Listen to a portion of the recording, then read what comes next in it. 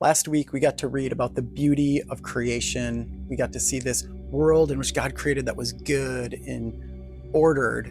And then a chapter later, we get to Genesis 3, where we go today in this idea of the fall. And we see the brokenness and pain that comes from this rebellion, from this sin, just in that passage, following with Cain murdering his brother Abel, and throughout the scriptures. In our passage in Exodus, we see the people of God who have just been taken out of slavery, who've seen God work in a miraculous way, move to worshiping false idols and living in a sinful manner. But to me, the passage that really sticks out from this week is the passage in Judges. Judges isn't a book we read very often, I think in part because it feels dark and we see the brokenness of sin very clearly. In the passage from chapter 2 alone, it uses language like this about the people. It says, they did evil, they forsook the Lord, they followed and worshiped other gods. And by the end, it says, even after God relented, they became even more corrupt. And we just see that there is this part of our humanity that bends towards sin and away from God. And I think that's hard for us to read, but yet I think we see that in our lives. As I'm reading this, I can see the ways that I don't bend towards God. I actually bend away from Him and want to live just for my own pleasure, my own desires, my own even power.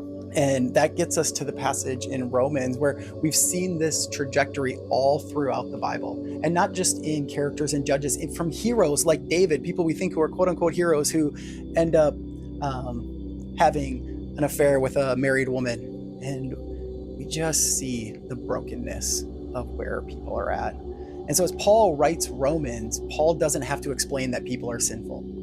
It is known, it is experienced. And I think as we look at the world around us, we see that.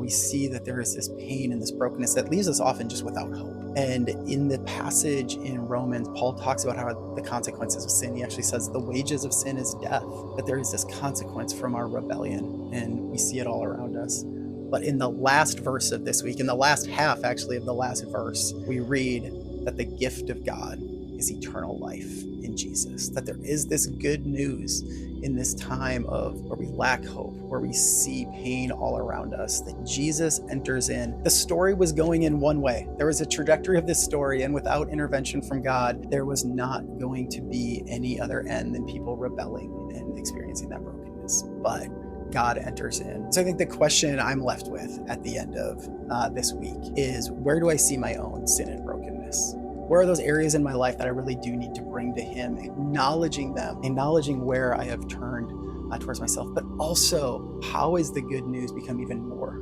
good to me? As I see the brokenness in my own life and the world around me, how does the good news of Jesus give me hope? How does it allow me to love and worship God more? So hopefully that happens for you as you go through this week, that we see our sin, but we also see the beauty of who Jesus is.